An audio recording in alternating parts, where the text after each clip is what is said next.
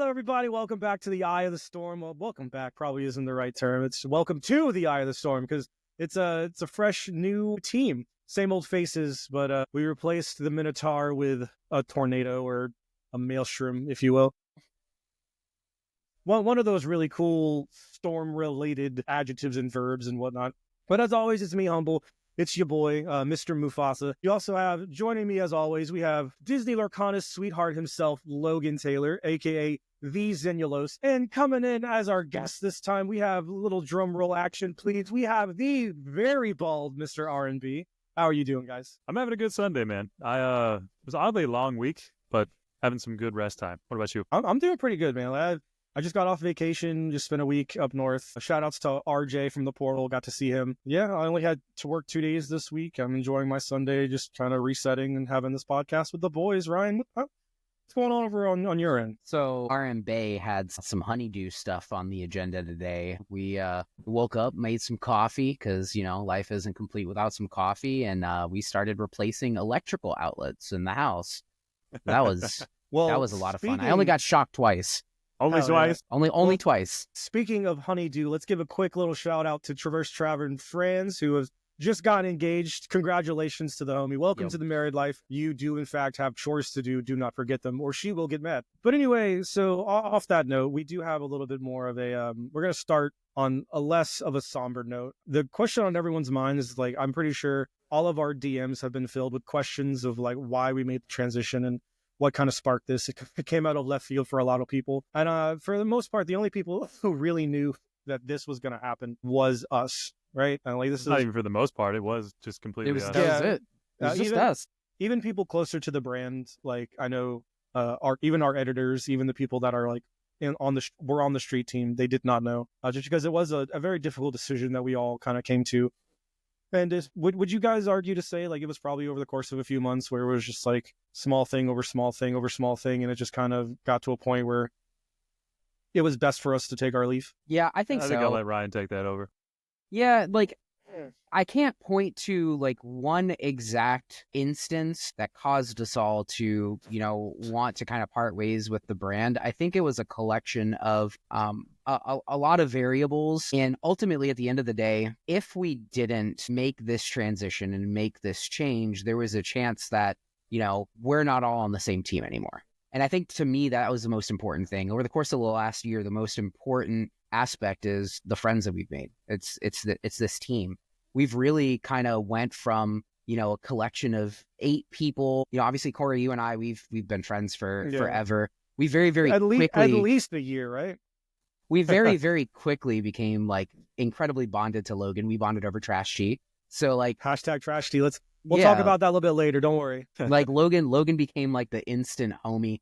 But, over the course of the year, there were people that were, we were just kind of all a bunch of good players that, just decided to be on a team together. And, as we were closing out that year, we are a family now. If any one of our teammates was yo, dog, I need you for whatever it is, any single one of us would drop everything and go to be with that person. So to avoid the risk of us losing what we built, it was more beneficial for us to, kind of realign ourselves to what all of our goals were, what we wanted out of an organization, what we wanted out of a competitive team, and to restructure, what we were doing previously. And thus Maelstrom was born. We were able to, kind of redefine how we want to move into the second season of Disney Lorcana challenges. Yeah, that's very well said, because I think in every individual, we all had our individual reasons for why we wanted to kind of part ways, but also we had this a slew of collective reasons where it just kind of were I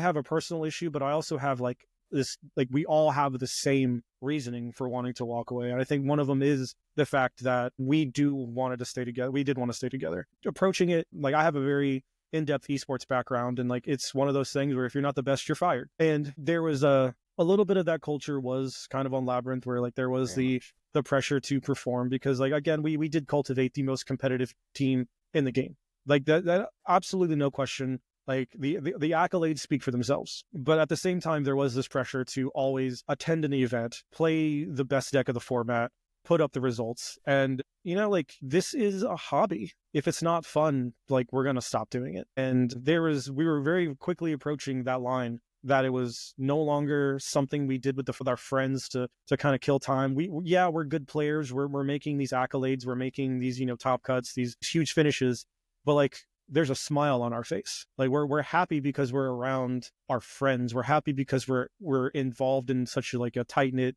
a wonderful community. And then, like, we were very quickly approaching that line where it was like, okay, this is now a job. And in order to keep the, you know, that camaraderie, to keep that a lightheartedness about it, I think it was time to split ways. Another thing, like, we wanted to stay together. Like, we all wanted to stay together. And to what you said, like, we're a family. Like, I'm very much the quintessential ride or die friend.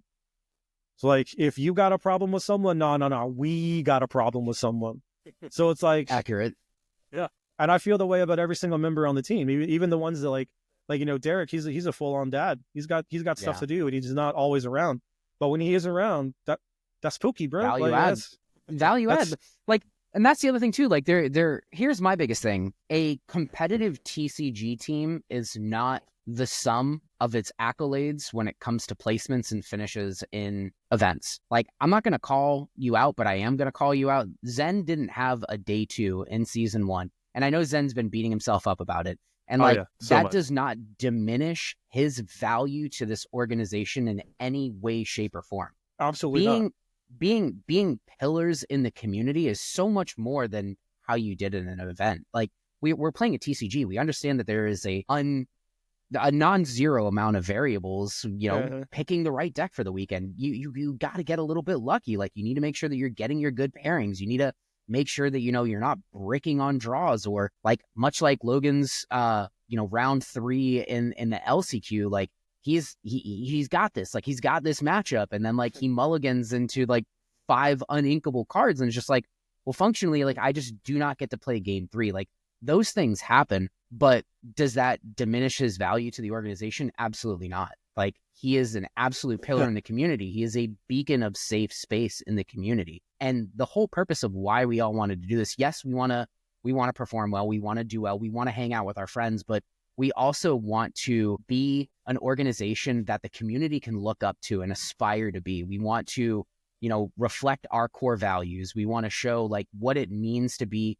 not only highly competitive, but approachable, and to just be a safe space that you can come up to any one of us. You see us at an event, come up to us, talk to us. Like, we're dudes. Like, we just put our pants on the exact same way that you do. So, like, I still get enamored when people know my name, right? When I go to a DLC and someone's like, "Oh my God, Humble," I'm like, "What's going on, you?" Because, like, I feel bad that I don't know these people, right? But I've put myself out there, and like, you know this face, this is Humble, and like, the fact that people know who I am still to this day blows my mind. Like, me and Logan had the conversation yesterday where, you know, a year and a half ago, Ryan and I were like in a car driving to, I think it was for the first Atlanta DLC, or not DLC, the 8K. And we were just like, man, like, you looked at me, you were like, I want to be an early pro. Like, I want to have a name in this. And like, I was like, yeah, dude, that'd be really cool.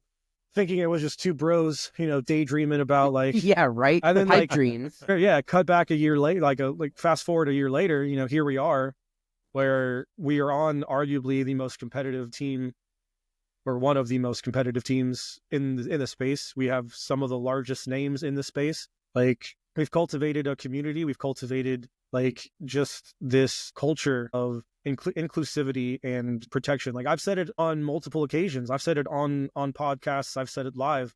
Like, if you are at a DLC and you feel uncomfortable, you feel like someone is doing you wrong, you don't feel safe, come find one of us. Like, I'm very quick. Like, I'll get ignorant for you.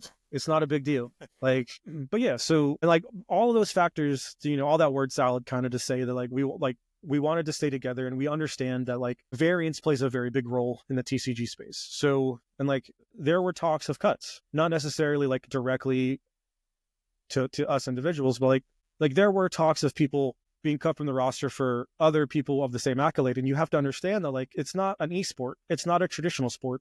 It's not something where like the better player will always win. There are sometimes you just like you said with Logan, there are sometimes you just mulligan and you're like, that's 7 uninkable cards. Okay. That's wonderful. This is going to be great. And when the talks of cuts started, and we like, no, absolutely not. We don't want to remove anyone from the team, nor do we feel there's anyone that we want to add, right? Even when we did want to add, there was that expectation to not go over the 8 players, which I get it. That's fine. But there was no player that we wanted to remove to add, right? Well, no, one thing quick to hire, quick to fire mentality just does not work in TCGs. No, it doesn't. Absolutely not. And like the one thing that I think sometimes people may overlook is we work together really well as a team. I mean, while I personally didn't make a day 2 at a DLC this season, I came very close in both Texas and Toronto. But before Seattle, the week leading up with Luke, I mean, I was testing with him like 5-6 hours a night. We got there and we're still just testing with the guys. Before Sailor did his top 8 match, like for 4 or 5 hours, me, you, Kendall, and Sailor sat at the table just playing the matchups, trying to learn what the lines were and see what's going on. Like, we just got to have that trust with each other that we know enough about the games and lines that we work together to get ourselves to the finish lines when we need to.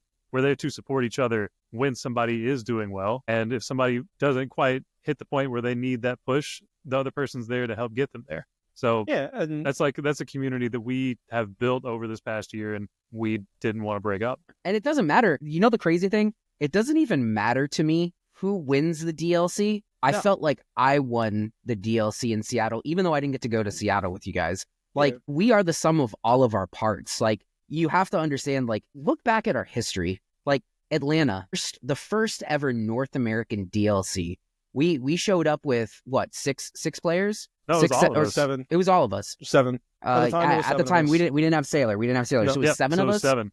And we put 5 players into day 2. Like, we have had our friend group. No, it was 8. We had 8. No, it was 8 because we had Bobby. We had Bobby. Oh yeah, we did have Bobby. So we had 8 5 members. 5 out of 8. Yeah. 5 out of 8 members. Like, we have every DLC that has happened. Like, we have put our teammates into day 2 or into top 8 contention at every single one of them. Like, and literally, correct me if I'm wrong, but even in DLC Toronto, like Atlanta, right? Like 5 members got to day 2, but 7 of us got let it goes. Yeah, exactly. Yeah. Being a part of a highly competitive team is about all of us testing together, trying to figure out the right builds, trying to get better at the game, trying to figure out matchup spreads. And if, say that I get a little bit unlucky, but like all of that training and that lead up led to Corey making top 8 of that event, we've all won. That is still a deal on the books for insert team name here. Yeah, I mean, that's something else Humble and I talked about yesterday. There's not been a single large, and by large, I mean like 5Ks and up, as far as I'm aware, Lorcana event that's happened in North America that hasn't had one of us in Top Cut represented. The SSG 10K was the first time that didn't happen. Yeah, we didn't really do too good at that. Yeah, and I'd argue, had we played the decks we wanted to play, that would have been a different outcome. Because like I wanted to play Mufasa, and you were like, yeah, red, this song is 30%. And I was like, fine, red, blue. And it was 30% though. I was right. But guess who just didn't play it? Guess who just didn't have to play against it? So like, did you win round 1? No. Exactly. So it put you in that specific bracket. Had you played Mufasa and like you did win, you would have been in a completely different bracket with a completely different set of like round 2, 3, 4, 5, 6 opponents. I'm not saying you're not right. I'm simply saying I would have had more fun losing. Okay, that's fair. No, you would have been like, man, this deck's terrible. You would have been even more upset that our Arcasia's Island didn't bring enough juice to the color identity. Oh man, if you would have like played Mufasa and been like, man, this deck really needs something, and then didn't get anything, like Sudoku would have been committed. Yeah, no, I would have swanton bombed off the nearest balcony. That's what I'm saying. Like 100%. Like I was going through it anyway. Like we got all the things. Like I had hope. I was holding out hope for the last 3 cards. I was like, okay, there's 2 yellow. Or, best I can do is Calhoun. There's 2 amber and there's 1 ruby card. Okay. And then Sapphire got Bell, and I was like, oh, they're saving juice. They got juice for the last reveals. And then I got Calhoun. I still can't believe that Bell got her, because as soon as that happened, I was like, oh, cool. So everything RMB ever wanted and more. Cool. Love it. Yeah, like at the beginning of the spoiler season, he was like, oh, Ink guys, I'm going to quit. I hate this game. And then by the end of it, he was like, oh, wow, Bell, Tamatoa, I just feasting, etc. And I'm over here still on scraps and crumbs, like, I no longer want to play this game. And you're like, Faye, we got so many could choose. Shut up. You got tools, man. I got nothing. I got racers, bro. Like, leave me alone. I mean, to be fair, Emerald Amethyst, I got a couple of cool things to play with. Like the new Donald is interesting, but there wasn't Donald? like a new Donald. Yeah. Yeah. Big Dark boy Donald, Dark Donald, Magician. Yeah, Dark Magician Donald. Like I love the art. I love the effect. I just love cards that do things that we don't already have in the game anyway. I agree with that. So like something that like just changes a mechanic. That's why I liked Merlin's Cottage, because it does something no other card does. That's why I love Emerald Chromacon so much, because it does something no other card does. You know what I can't wait to do? Because you know that even if I do play red blue, I'm gonna play dumb wacky cards in it.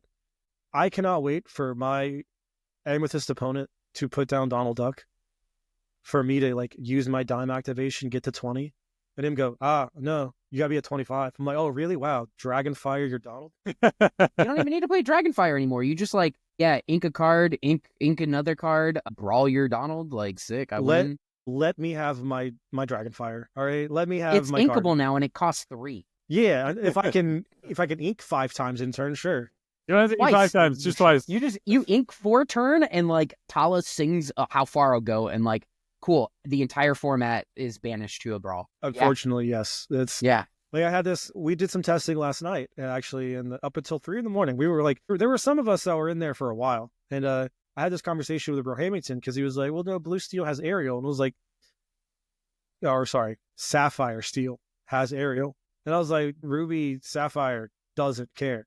like they have Be Prepared and have like all these cards, like honestly, like if you're gonna play Ruby Sapphire, I'm probably just gonna play like 3 or 4 hideaways.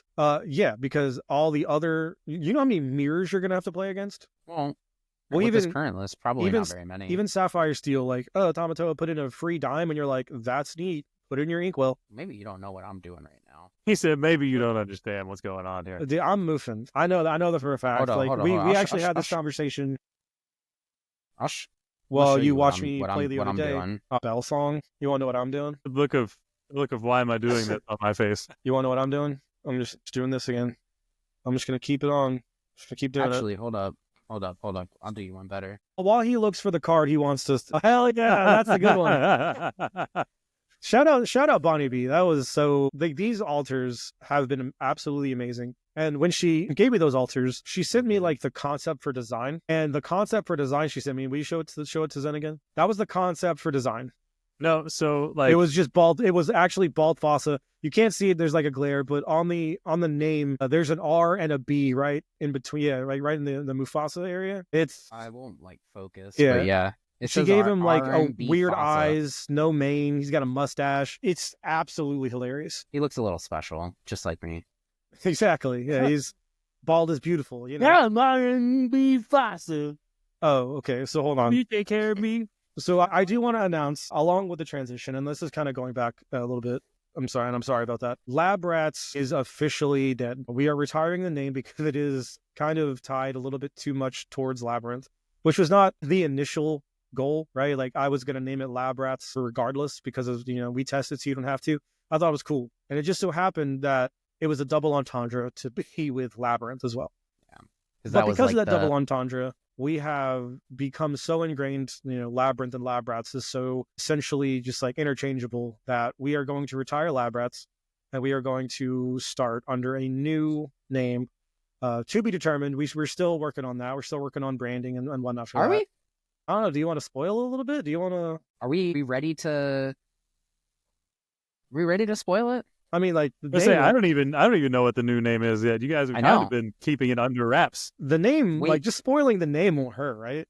It probably won't hurt, but I don't know. I kind of want to bring Logan in on it, and inadvertently we're going to bring in the world on it as well. Yeah, I mean, like he's here. We could say it now. We could. So why are you putting me in such suspense?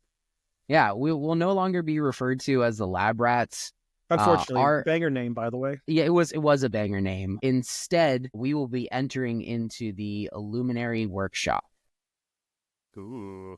Which, like, just to kind of give you a little bit of lore behind the Illuminary Workshop. Imagine this Illuminary, and it has all of these, like, secret hidden passageways, under the staircase that goes up to the library where you you go through this like secret little hidey hole down into this like weird, crazy laboratory workshop where you just see, Humble and I just cooking up the sauce, just cooking up the absolute sauce. So a lot of the imagery is still going to remain pretty consistent, still the same, kind of like the steampunk gears and, vials and cauldrons where we're cooking up the deck list so that we test it so you don't have to. But some of the imagery is going to change a little bit. We are going to have some new logos, which I'm already working on, some logos that I cannot wait to share with you guys. I'm excited to see all the imagery and stuff too. I'm excited to get back in the studio and start recording because it's been quite a while. So like I'm ready to get back and get some content out there. And for all of those who've been asking kind of where we've been at, where's Lab Rats, where's the podcast, where's that,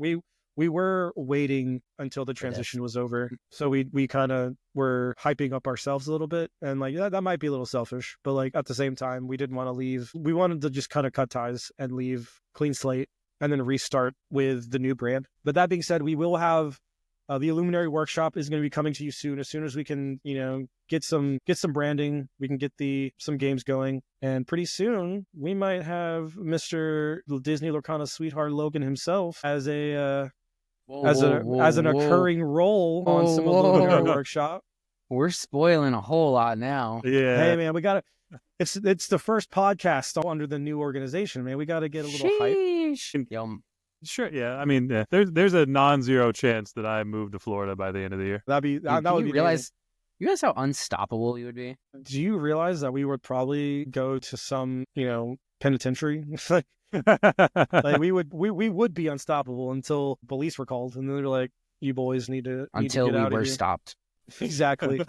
We would be unstoppable until we were stopped. That's because we would have trash tea. Just trash tea situations happen every weekend. Speaking of trash tea, let's give a little quick shout out to Sarah, who was graced upon the trash tea gods herself not too long ago. It was not with us. It was not but the council has decided that she is an honorary member of the trash tea family. So, picture, and I couldn't believe it. I was like, surely no one else in the world ever get this opportunity. And she did.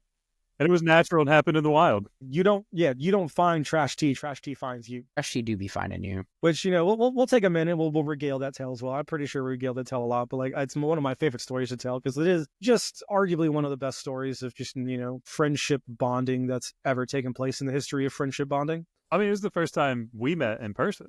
100%. Yeah, it was before... That's the crazy thing. Like, first time ever, Logan ever meeting me, and I'm like, is that trash tea? Okay, so let's paint the picture. Let's go back, right? Logan and Ryan are already affiliated with Labyrinth TCG.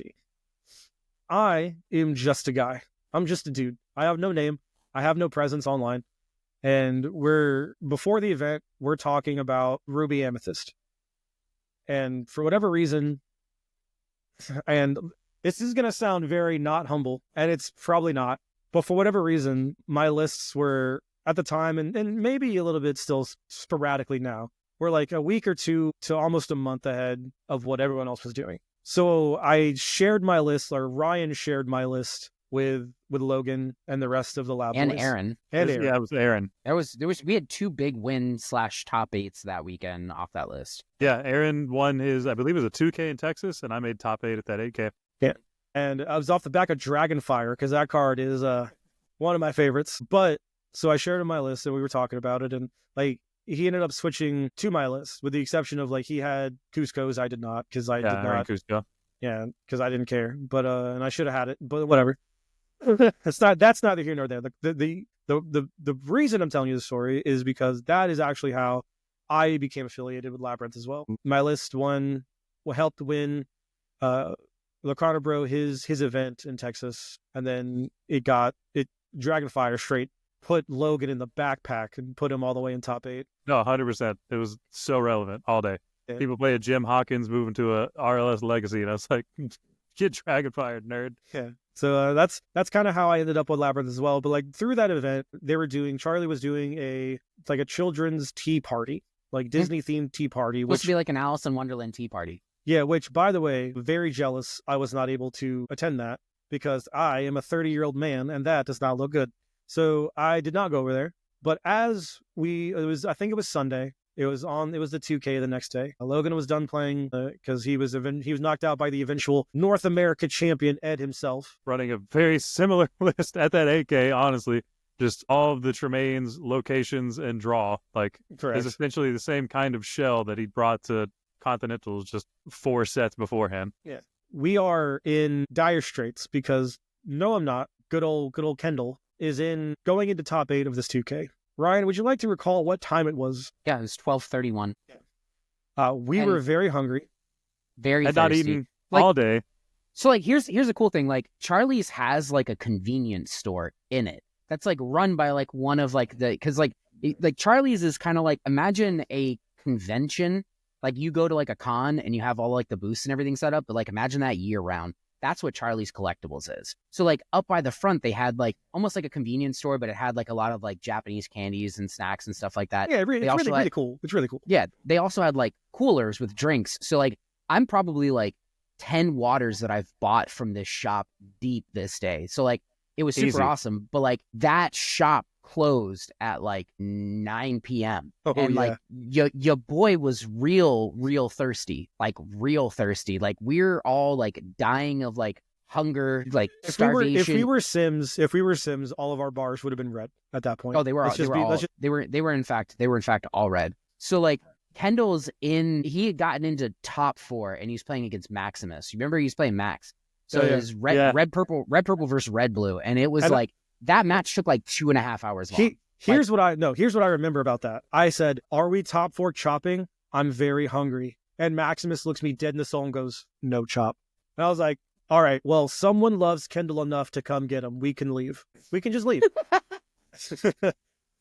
We didn't leave him. Just like, we didn't leave him. However, what did happen was the fact that I am obese came in pretty clutch, because Ryan and I made the unfortuitous mistake of driving from Florida to Atlanta that time.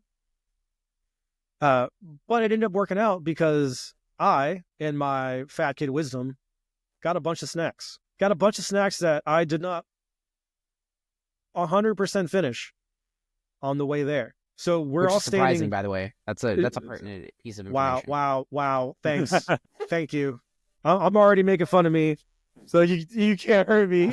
I figured there were a few bags after the gym, guys. There was still shit in your bag. So we're all standing around trying to figure out what we're gonna do for dinner, and Maximus is just like, absolutely no chops. Corey's like, Corey has this like epiphany on his face. He goes, "I've got car snacks." He said, "Yeah, that's exactly what he said. I have car snacks." I starts like immediately walking to the front door. Yeah, but no. So hold on, don't pay me the fat back, all right? Because I had the epiphany, and you both looked at me like, you have car snacks? There's food.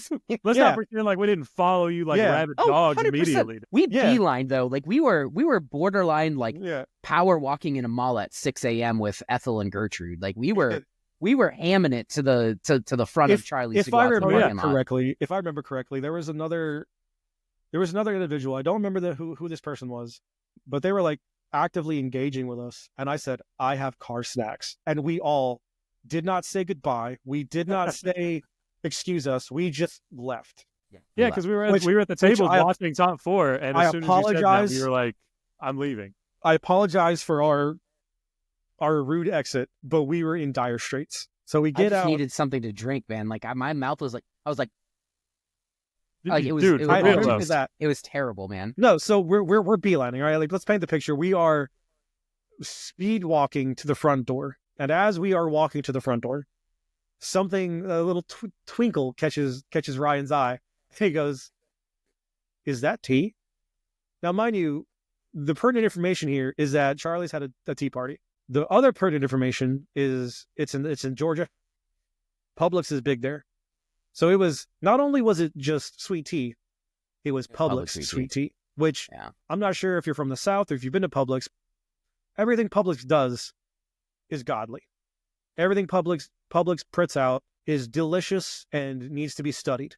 But can't confirm. We're walking out and Ryan goes, "Is that tea?" To which I respond, "It's trash tea." Yeah. Mind you, it is sitting next to like one of those cylindrical, like black trash cans that is just like, there's like 1.5 foot pile of trash overflowing over the top of it. So like this tea is sat on the ground, pushed up against the trash can because there just was not space in this cylindrical trash can to fit the tea. So it's just sitting there on the ground in front of this trash can. It was, however, a closed gallon.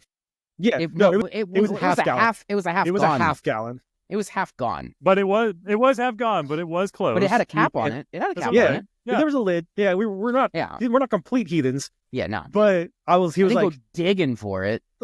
No. But I was like, it's trash tea. He goes, but it's tea though. I was like, yeah, dude, sure, it's tea. And he walks over, he picks up this jug and he pops the cap and he takes a big drink. He goes, oh, it's really good.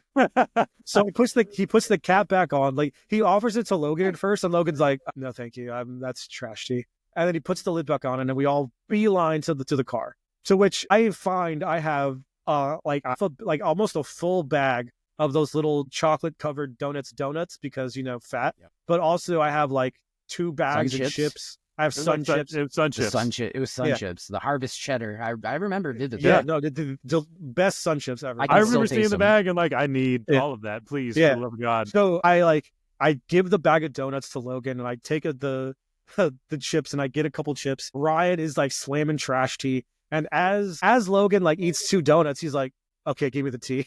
I'm very thirsty now. All it took was a couple of donuts, and I was like, I can't. I'm so thirsty. I have to. You brother, you would have thought this was a Snoop Dogg concert, the way we had those snacks and tea in rotation. Oh yeah. And then as I was like picking up the bag for the snacks, because like I'm not the biggest fan of tea, but like I had a little bit, and I was like, it's like I'm thirsty, so it's fine. I found a full bottle of Dasani water, and as Ryan tries to grab at it, I kick him away and say, no, you have trash tea. But no, that was a wonderful experience. I think at some point we were feeding each other because we were just so hungry. Oh, yeah. No. Yeah, Logan put a donut in my mouth, and I smashed like a whole handful of chips into your mouth and like cut your which, mouth. By the way, the donut into your mouth, the donut is soft and pillowy. The chips were jagged and rough, so I want to thank you for assaulting me with harvest cheddar sun chips. He's trying to show you the love that I started spreading, man. Come on. Yeah, with that is still one of my top 3 memories of any card game I've ever played. It's like top 5 memory of like life.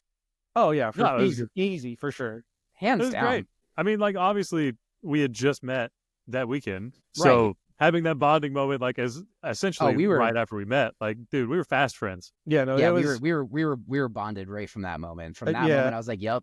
At first we were homies. After that, we were fam. Like that's just how that went. No, so speaking of fam, and speaking of Charlie's, because there is another 8 or 10K coming up.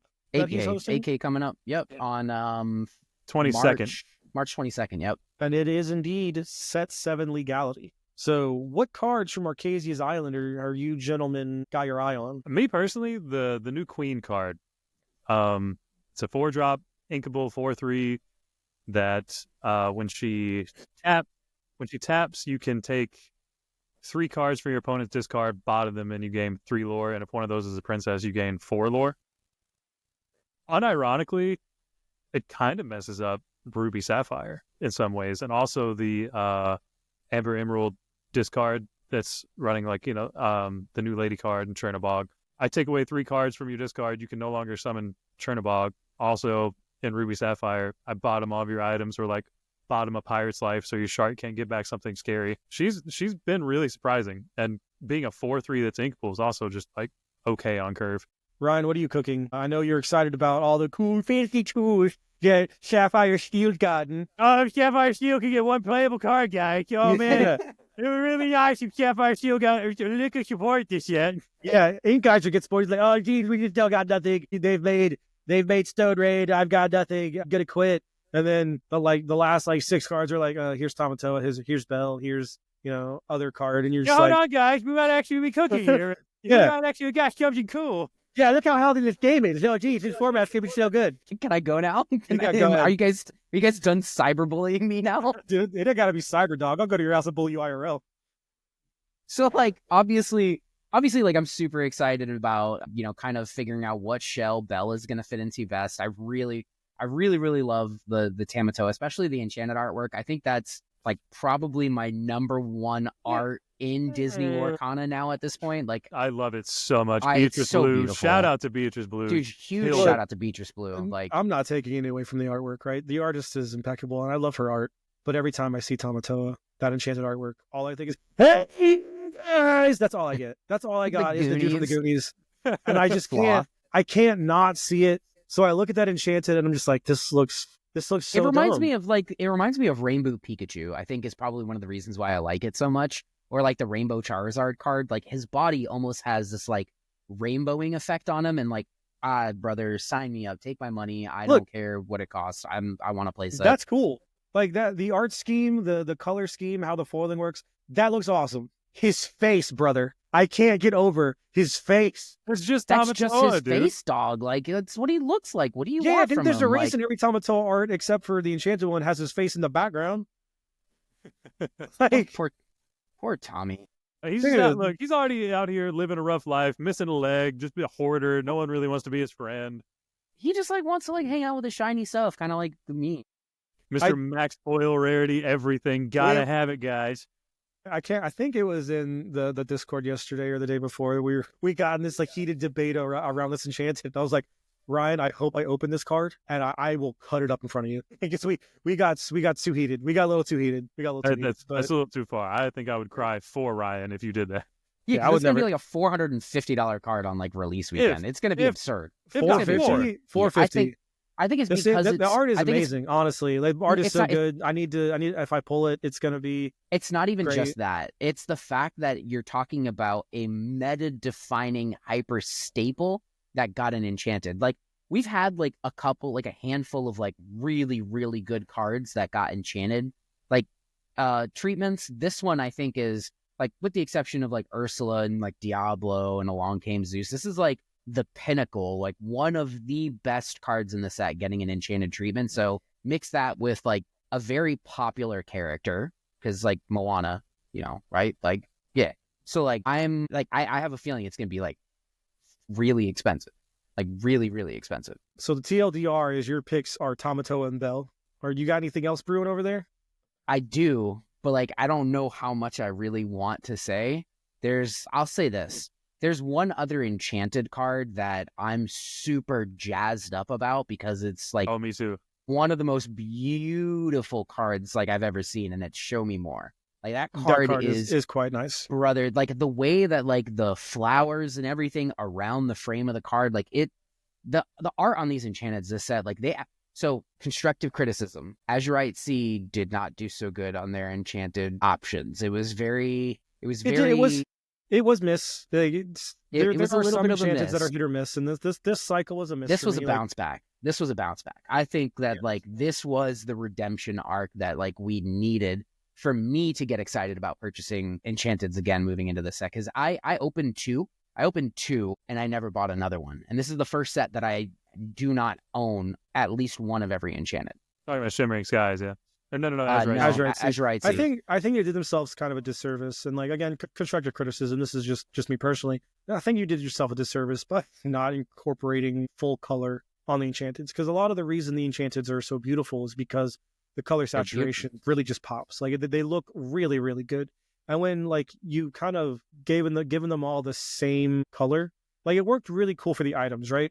Like the Maleficent staff, it looked decent. It looked like the okay, you don't like it. Every single one of them reminded me of being deployed in Iraq, and like if I could not, that'd be great. So that being said, I think the item one was okay because it reminded me of the inventions from I can't remember which Magic the Gathering set it was, but they had like the Ornithopter was like the schematics. Yeah, the schematic, like that looked really cool. But then like putting it on cards that were characters and didn't need a schematic was a little weird to me. Well, they started off at like the highest point possible, because the first one we saw was Basil, and we were like, Da Vinci Basil, and then by the time we got really Baymax, cool. By the time we got Baymax, I was just like, hey, another tan card. Like I really like the effect they went for, because all of the cards did have the color hue of what ink the card went in. Like the Basil had the just the emerald rings and all of that. The Baymax had the blue hue for a sapphire all around it. So I mean, I think they hit the mark there. I mean, I personally liked the way the Enchanteds looked. I won't say that they were in my favorites. I didn't go out of my way to collect them, but this set, I saw Tamatoa and Show Me More. Dude, like, That Jafar, the Jafar looks really Jafar's good. insane. Yes, it's it's also so the Jafar. insane. Which is a little upsetting that, like, we only got a couple illusions this set, right? We only got 3. Literally 3.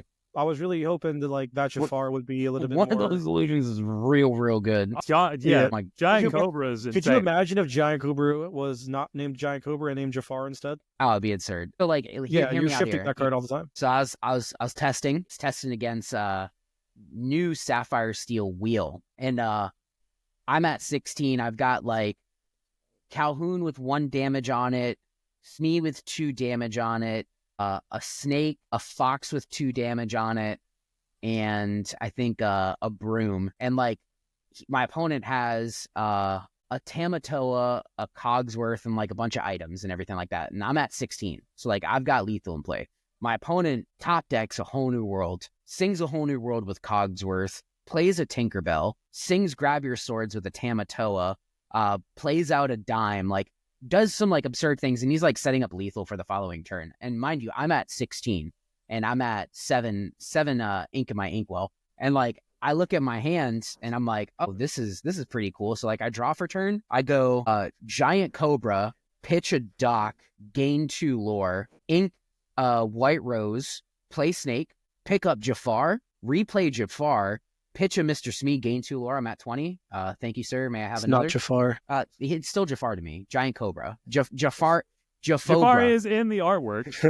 he is. He is in the artwork. Yeah. And like that type of like reach, like he cleared my board. Like Tank Swords cleared my entire board.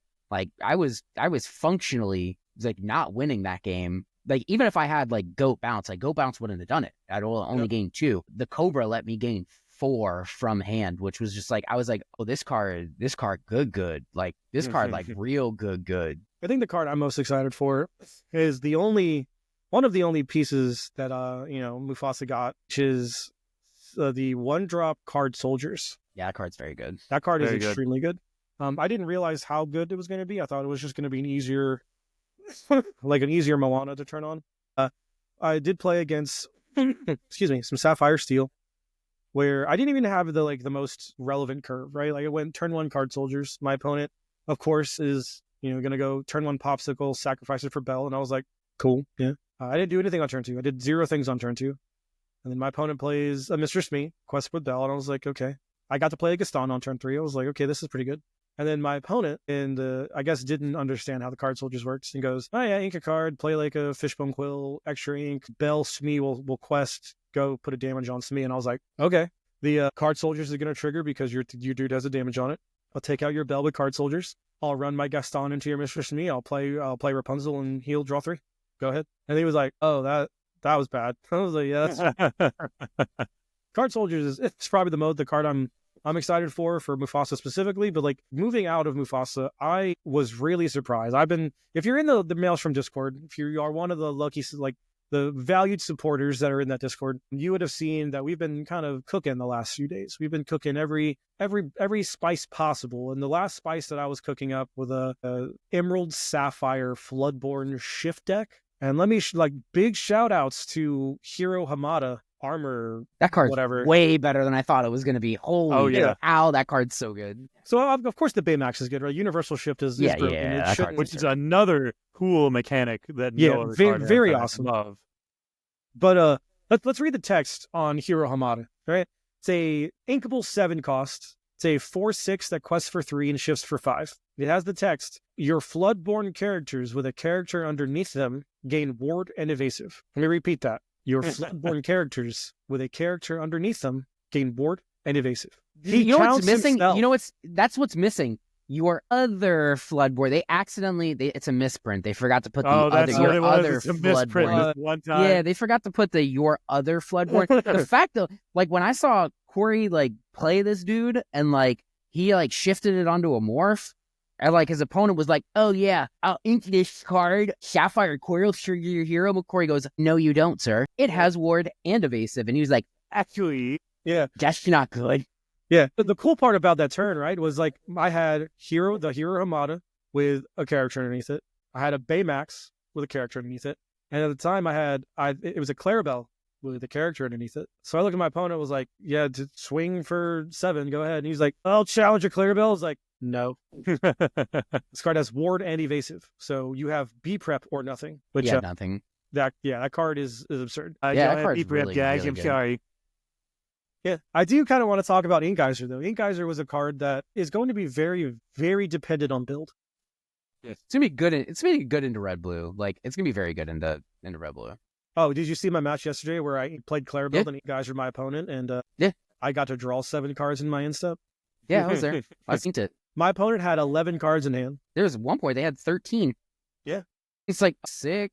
Should I play Break My Will? Sorry, I didn't even need to. Didn't even need to. Like you don't have to.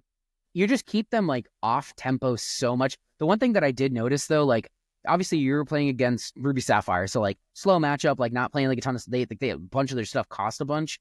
But like if you're playing against Amethyst Steel, you were cooked because you had no way to interact with their boards whatsoever. And that I think is going to be like forward. We're gonna need like a little bit. Yeah, we need like some type of board wipe. Like you might need to like under the sea some people. Yeah, that's definitely a possibility. Like we can go in a ton of ways with this deck, but I do want to kind of bring up Inkgeyser. Right, Inkgeyser is I think a very good card, but it's not a card you can just like blindly put into every Emerald Sapphire deck. It is definitely a build around card. Because I did every Emerald Sapphire deck, like there's 300 different variants of Emerald Sapphire that are viable. Well, I say that because shut up. I say that because I did try it because a card I was excited about and quickly realized that like, oh, maybe this isn't really good here. The Return of Hercules. Return of Hercules is definitely, if you've played Magic the Gathering at all, it is show and tell. Like that's what people have been calling it who are familiar with Magic the Gathering. It's just show and tell. The problem with that is in Magic the Gathering, it's a viable win option because not everyone is playing the big, beefy cards that win you the game. Everyone in this game are. So that's kind of bad. Where I was like, yeah, I'm going to play Return of Hercules, put in my Mufasa, and then my opponent is going to play like a Tipo, and I'm going to win. And my opponent, the first time I did it was like, cool, Maui Sharks, and I was like, ooh, that stung. And then I played against Yellow Green, and they were like, I was like, Return of Hercules. They were like, Chernobog? And I was like, yeah, that's not good. What happened? Everything died. What happened, guys? We stopped talking. Show and tell really just ruined your mood. Yeah, it did. So like because the decks in with show and tell and in Magic, right? Where like you're putting in Emrakul, the Aeon's Torn. Yeah, these huge unbeatable fatties that no other deck is playing. And then I'm trying to replicate. I'd say my humble in defense position. Yeah, I'm trying to kind of relive that in this game, and my opponent's just like a cool dragon. I'm just like, yeah, that's not good. No, so, the first time I had that card played on me, I think my opponent played a what was it? It was just some beefy like stat stick, and I was like, cool, Maui Shark, and they just looked at me like, why? Yeah, like Ruby Sapphire. I don't know. Like, what do you want me to do? With Maui Shark in the picture, it's definitely not a card I think is going to be as playable. It probably Maui Shark, Cease, Maleficent. Like, I don't want you putting any of those into play for free. Either of them. There's likely some like discard package, like red green discard, or like blue green, or whatever discard, where you like whittle down their resources to no hand, and then you go, okay, Return of Hercules, play something big for free. My issue with that, it's not free. It still costs 5. Yeah, but you see, what I'm trying to get at is costing 5 versus costing 10.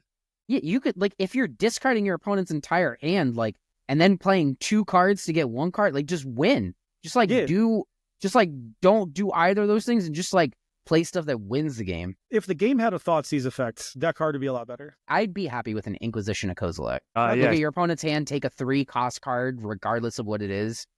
They discard it. I would rather just take any card, but whatever. Well, sure. I'll use Magic card. Meanwhile, like for 3 sets, I've been saying, man, having something like a Loatheb, because I played Hearthstone. So, yeah, man, having something like a Loatheb insane. Would have been cool. No, we just have Pete.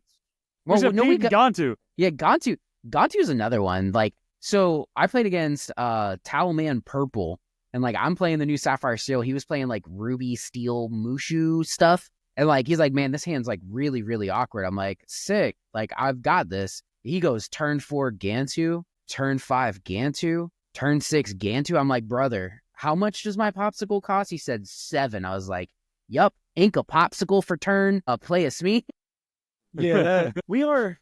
So like for the last few sets, we have been asking for a way to tax, if you will. Like I want Meddling Mage. Give me Meddling Mage in Ruby Amber. Give Mufasa Meddling Mage so they could be like, yeah, you can't play Big Sisu. You can't play. Imagine you get a Ruby Amber Meddling Mage. Like, so for those of you that don't know, Meddling Mage says when this character enters play, you may name a card. Your opponent cannot play that card while Meddling Mage is in play. So like you have to remove the Meddling Mage to then be able to play that card. So like if Mufasa could just be like Sisu and Bolded Warrior, go. Be prepared. You cannot play Be Prepared. Go ahead. But like you would just play 4 of that card. You just go like the first one will name like whatever the next possible threat is that they could play. Like name Maui Shark. You play another one, name B Prep. You play another one, name Big Sisu. Yeah. Go. I would be so happy. I'm sure you would. I've been telling you guys, set 9's my set. Like set 9, probably. I'm gonna feast. My set. Right? Like you nerds have had your time playing, having, being the subject matter experts on your meta deck. Set 9, Mufasa's going tier 1, baby. Let's go.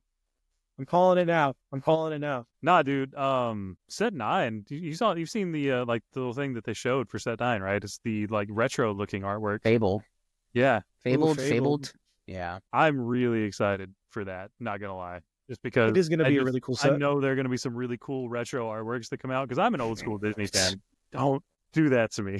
I'm just saying, like, yo, imagine we get a Keyblade, brother. I don't care what ink color it's in. That's my deck. It's going to Ruby Amber. It's going to be in Sapphire Steel. Dude, if it's Sapphire Steel, if Sora is Sapphire Steel, I will fight you on site. It's just a fishbone quill. It's just a fishbone quill, but it also deals 2 damage to something. Sora could legitimately have one of every ink color, though, because of all of his drive forms and the different color outfits that he has. So we don't have to choose. Look at this nerd over here with the lore drop. Almost like I had spent my entire life playing Kingdom Hearts. So just as a way we can end our first podcast, the support that we've gotten has been absolutely insane. When we made the new Discord, we kind of had the talks of like, okay, this is what's going to look like starting over from zero again. We thought it would legitimately take months to get anywhere close to the amount of members in our Discord. We're now almost 600 people. Same amount of people that are subscribed. By the way, anybody who was subscribed previously and comes over to our new Discord, you get a free month because we want anybody who is supporting us to have continuity, to show continuity, and also just to show our love for you for doing that. Well, we did not expect any of it. Yeah, by the way, can we just shout out those brave souls who we offered the free month to, and they're like, nah. Yeah, there was like 20 people. I'm like, yo, don't buy the subscription yet. Like, it's active right now. Like, let me give you your free month. And they were like, nah. Yeah, they're like nah, just straight up, just like, nah. I see somewhere I can pay. I'm gonna pay. And I'm like, dog, don't. And he's like, nah. Click. He's like, so shout out to you, absolute units, for doing that, because like that part of the reason that I kind of took a little bit longer to pull the trigger on this transition was the fact that like we were so established. We were. I also come from esports background, right? So like I know that like in esports you follow teams, not players, right? Like very, very rarely is it when a player leaves an organization that's very well liked that people follow that player, right? So I was kind of under the same impression that might happen, where like, yeah, I knew we would have some people follow us. I did not know that it would be this vast majority of people to follow us, right? Because like me and Logan had this conversation yesterday. Like if you're on Optic, people love you. The moment you leave Optic, no one cares. So like that was kind of my concern, where we were gonna unless you're Labyrinth. Faker. If you're Faker, it doesn't matter where you go, you're gonna be loved. But you're also not gonna leave. The top 1.1% in the world. Correct, exactly. Right, like hide on bush. But you're like we were anticipating that this would take months. This would take a long time. And to have this overwhelming support, like I just want to express our gratitude, because we couldn't do it at this level without you guys, straight up. Like we wouldn't bother doing what we do if it wasn't for the fact that the community kind of makes us what we are. So like that is just a huge, huge thank you to that as well. which, speaking of the Discord, you can likely find the link to the Discord in the description down below if you're finding this on YouTube. If you're finding this on Spotify or any of the other podcast streaming websites or podcast streaming services, you can likely locate the Maelstrom Discord server invite, likely on either one of our Twitters. And I know we Twitter or Blue Skies or whatever have you. However you want to find us, you will find that link somewhere, and you can come and join in on the fun. We've been brewing every night. We've been playing games, community nights. We do have some things for the subscribers coming down the pipeline in the future to kind of imitate what we had on the Labyrinth TCG side. Do we want to say what that is, or do we want to let that be a surprise? I will say there's a brand new theme coming, boys. I'm so excited for it. The theme is hot. The theme is very hot. If any of you people watching want to, draw us an anime style and make an anime opening to go with this theme song, hit me up, because I got a vision, but I don't have the talent. But anyway, that was our time, guys. Thank you so much for the continued support. As always, it's the Trash Cheat Triplets. It's me, Humble. We got Logan. We have RMB. Just, again, thank you so much for this overwhelming support. Love you guys. Say it back. All right, and